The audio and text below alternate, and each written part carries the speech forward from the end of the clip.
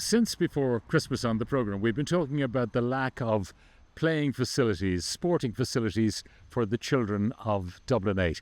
It's one thing to talk about it, but it's another thing to see what it's like on the ground. This is an old part of Dublin. It's primarily residential, but a lot of brownfield sites where once industries flourished. Everything has changed. More and more people are coming into the area. More and more children are being born, expect to be educated and recreated in this area, but literally there's nowhere to go. No green fields at all. There are two possibilities, one at Marrowbone Lane and one at Donore Avenue, and that's where we'll start our journey through Dublin 8. So you can see from the front, it's all tarmac. At the back, it's all tarmac. The joke is sometimes we have more greenery on the roof than we do on the ground. We try our very best, but there's no football pitch. There's nowhere that we can swing a hurl. And the children can just about run in our space. When you talk about having to go to the Crumlin Road to play sport, yeah, that's not a stroll away. No, we have to cross the South Circular Road. We have to walk down the canal to Dolphin's Barn. There are no traffic lights for pedestrians all the way. So we, staff and parent volunteers, take their own lives and the lives of our children in their hands to walk to the green space.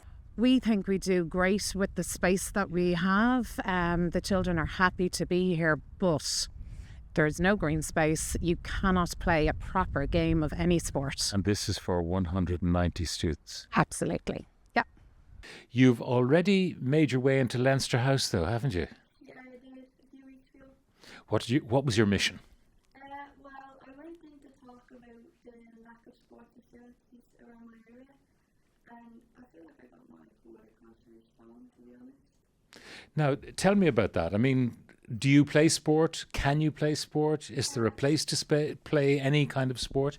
I would like to play sport. I feel like growing up I wanted to play sport, but there's not really enough facilities and chances for me to play sport. Coming, believe it or not, towards the end of your school career, Yeah. so it's kind of unlikely that anything will be done for you before you leave school. Yeah. My main point was kind of more for like the next generation. Like, I'm going to have a niece in a few weeks, and I kind of want her to grow up with the facilities that I don't have. I feel like that would be kind of my main thing. Our priorities now at the moment is to make sure that there's stuff for children, because the antisocial behaviour is getting way out of hand, and we need to accommodate people from the cradle to the grave. So at the moment, there's none of that. We don't need any more hotels. We don't need any more student accommodation. And also, we don't need any more services, because if you walk out, we have 7 gates in Oliver Bond, and if you walk out each gate in Oliver Bond, there's a service. Now, there is a need for the service, but there's not a need for them all to be in one little small area of the Liberty. What kind of service are you talking about? So there's a drug centre, then there's people that are on drinking. So like you have one gate like is Dublin Simon Community, then there's the Mendo, then you have Merchants Quay. Then another gate is Focus Ireland. Then you have another house up the. So you think that all the individuals around the city who've got problems, that they're being kind of foisted on you? Yeah, that's what we feel like. You're getting more than your share. All thrown into the inner city, as if we don't have enough problems of our own. So we have to deal with that, as well as trying to look after our kids safely and try find positive stuff for them. There's estimated to be in the region of 4,000 people moving into this area within the next 3 to 4 years when these apartments are delivered. Within that, there's going to be at least 1,000, probably more, 1,200 children to be delivered. This pitch will be the most used pitch in Europe.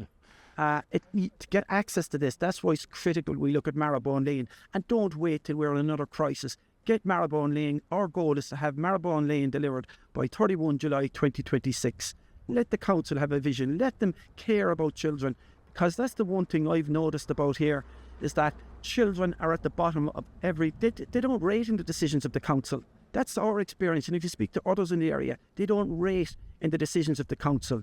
Get Marrowbone Lane delivered for 31 July 2026. In your mind's eye, what is this going to be? Well, we'd like it to be a full-size pitch. Because what I'm seeing is I'm seeing a car park.